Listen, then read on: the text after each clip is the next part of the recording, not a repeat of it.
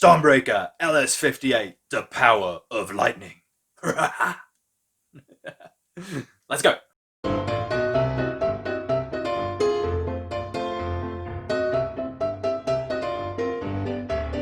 Hello friends, hello YouTube, how are you guys doing? Rainbow here with another mod video. Today is a little bit different because it's a very special mod. And you've seen it before. It is this beauty, Stormbreaker LS-58. And I'm going to give you a quick overview right now.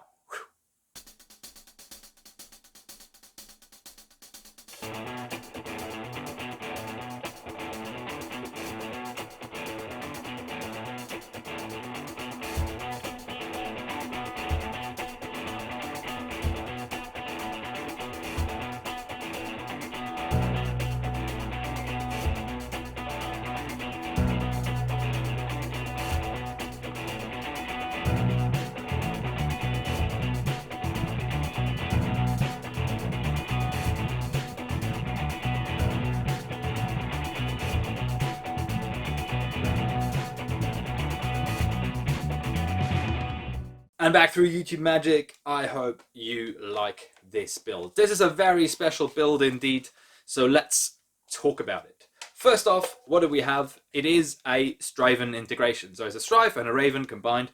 And yes, all the hate about the Strivin because a Raven dies, and in all honesty, it doesn't.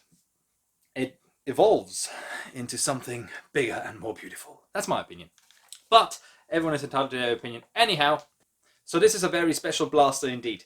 It is a gift to my friend Nicholas, and by the way, by the time of the release, today is his birthday, so congrats, man.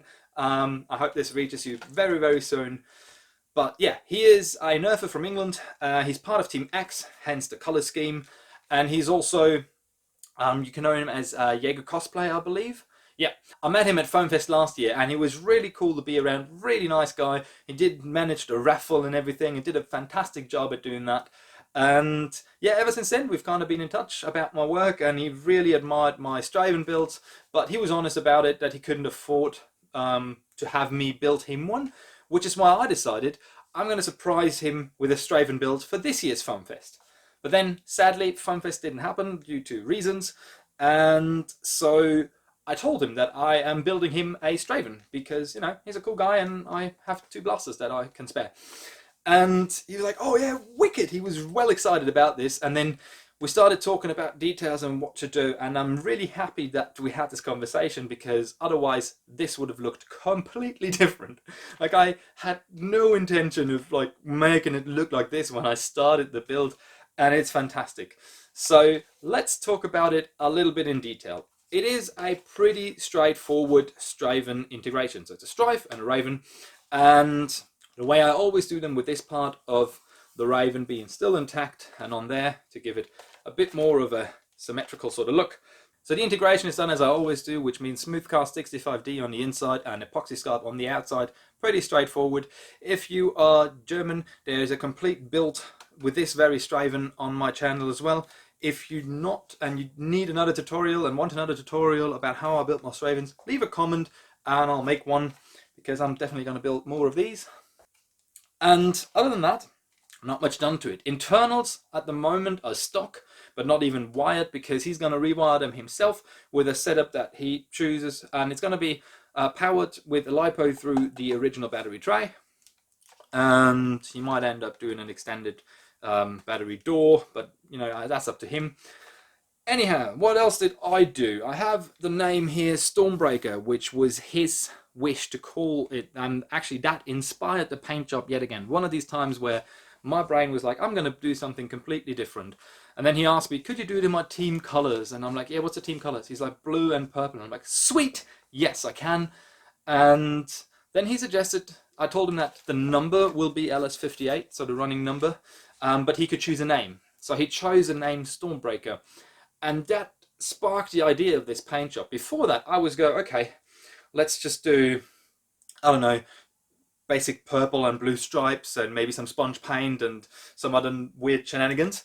But then when he called it Stormbreaker, my brain went like, yes, I know what I'm doing. I'm doing a lightning from the back to the front, and I'm going to do two parts, a blue part and a purple part, and you know, have the color sort of fade a little bit from a darker into a bright towards the lightning, or the other way around, from the lightning as bright as it is to a darker color.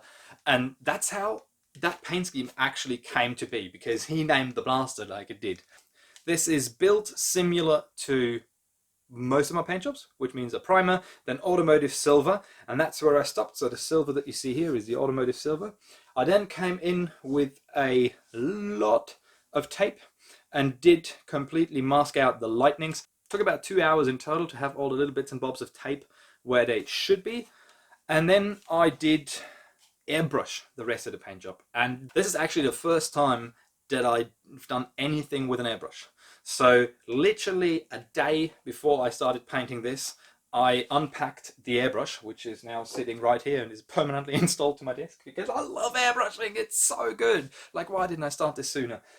But literally a day before I started this build, I picked up the airbrush and set it up and did some tryouts, and on paper watched about 15 tutorials on what to do and what not to do and best practice and things, and just practiced about 4 hours, 5 hours straight. And then I said, yeah, I'm going to try this on a blaster.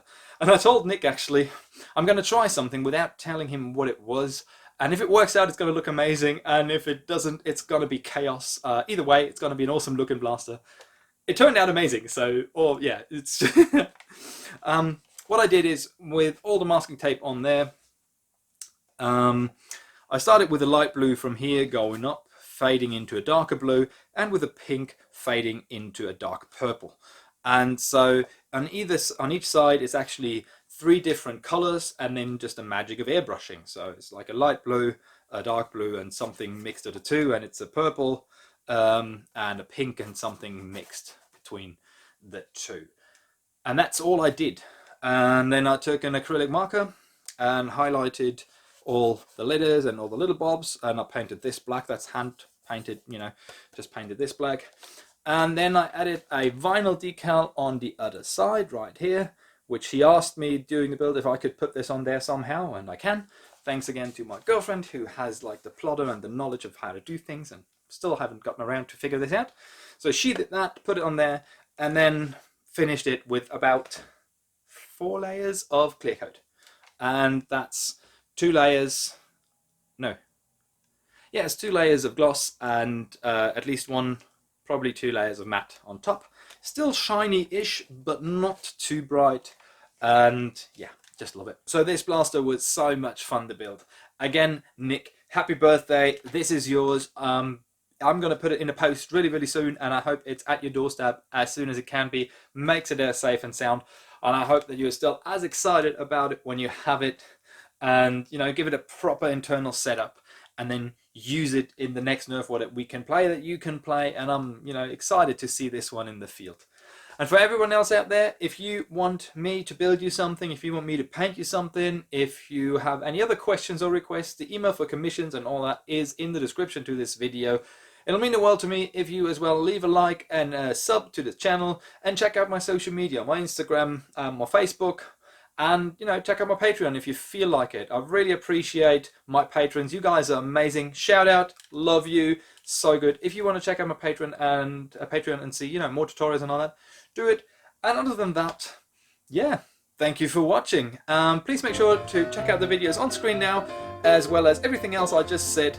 And I'll see you at the next Nerf war, next Nerf event. Happy modding, happy nerfing, love and sunshine.